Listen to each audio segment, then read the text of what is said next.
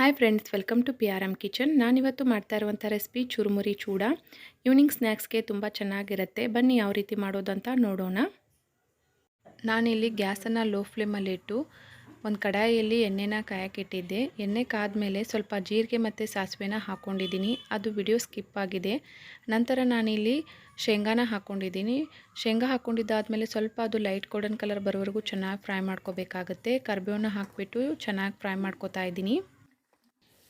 ನಾನಿಲ್ಲಿ ಬೆಳ್ಳುಳ್ಳಿ ಪೇಸ್ಟನ್ನು ಹಾಕೋತಾ ಇದ್ದೀನಿ. ಇವೆಲ್ಲ ಕ್ವಾಂಟಿಟಿ ಎಷ್ಟಂತ ನಾನು ಡಿಸ್ಕ್ರಿಪ್ಷನ್ ಬಾಕ್ಸ್ನಲ್ಲಿ ಹಾಕಿರ್ತೀನಿ, ಚೆಕ್ ಮಾಡ್ಕೊಳ್ಳಿ. ಆಮೇಲೆ ನಾನಿಲ್ಲಿ ಪುಟಾಣಿನ ಹಾಕೋತಾ ಇದ್ದೀನಿ. ಪುಟಾಣಿ ಹಾಕಿದ್ಮೇಲೆ ಸ್ವಲ್ಪ ಎಲ್ಲವನ್ನು ಚೆನ್ನಾಗಿ ಫ್ರೈ ಮಾಡ್ಕೋಬೇಕಾಗುತ್ತೆ. ರುಚಿಗೆ ಎಷ್ಟು ಬೇಕಾಗುತ್ತೋ ಅಷ್ಟು ಉಪ್ಪನ್ನು ಹಾಕೋತಾ ಇದ್ದೀನಿ. ನಾನಿಲ್ಲಿ ಮಸಾಲೆ ಖಾರನ ಹಾಕೋತಾ ಇದ್ದೀನಿ, ಖಾರ ಉಪ್ಪು. ನಿಮಗೆ ಖಾರಕ್ಕೆ ಎಷ್ಟು ಬೇಕೋ ಅಷ್ಟು ನೋಡ್ಕೊಂಡ್ಬಿಟ್ಟು ಹಾಕ್ಕೊಳ್ಳಿ.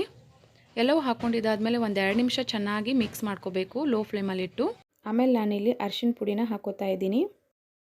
ಚುರುಮುರಿನ ಚೆನ್ನಾಗಿ ಕ್ಲೀನ್ ಮಾಡಿ ಒಂದು ಬುಟ್ಟಿಲಿ ಹಾಕ್ಕೊಂಡು ಇಟ್ಕೊಂಡಿದ್ದೀನಿ. ಒಗ್ಗರಣೆ ಹಾಕ್ಕೊಂಡಿದ್ವಲ್ಲ ಅದನ್ನು ಇದರಲ್ಲಿ ಹಾಕಿಬಿಟ್ಟು ಚೆನ್ನಾಗಿ ಮಿಕ್ಸ್ ಮಾಡ್ಕೋಬೇಕಾಗತ್ತೆ.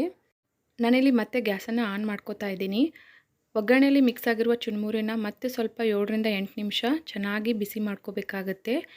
ಲೋ ಫ್ಲೇಮಲ್ಲಿಟ್ಟು ಬಿಸಿ ಮಾಡ್ಕೋಬೇಕು. ಈ ರೀತಿ ಚೆನ್ನಾಗಿ ಮಿಕ್ಸ್ ಮಾಡ್ಕೋದ್ರಿಂದ ಚೂಡ ಟೇಸ್ಟ್ ಕೂಡ ತುಂಬ ಕ್ರಿಸ್ಪಿಯಾಗಿ ಬರುತ್ತೆ. ಅದಕ್ಕೋಸ್ಕರ ನಾನಿಲ್ಲಿ ಗ್ಯಾಸನ್ನು ಆಫ್ ಮಾಡ್ಕೊಂಡಿದ್ದೀನಿ. ಆಮೇಲೆ ನಾನಿಲ್ಲಿ ಸಕ್ಕರೆನ ಮಿಕ್ಸಿಗೆ ಹಾಕಿಬಿಟ್ಟು ಪುಡಿ ಮಾಡಿ ಹಾಕೋತಾ ಇದ್ದೀನಿ.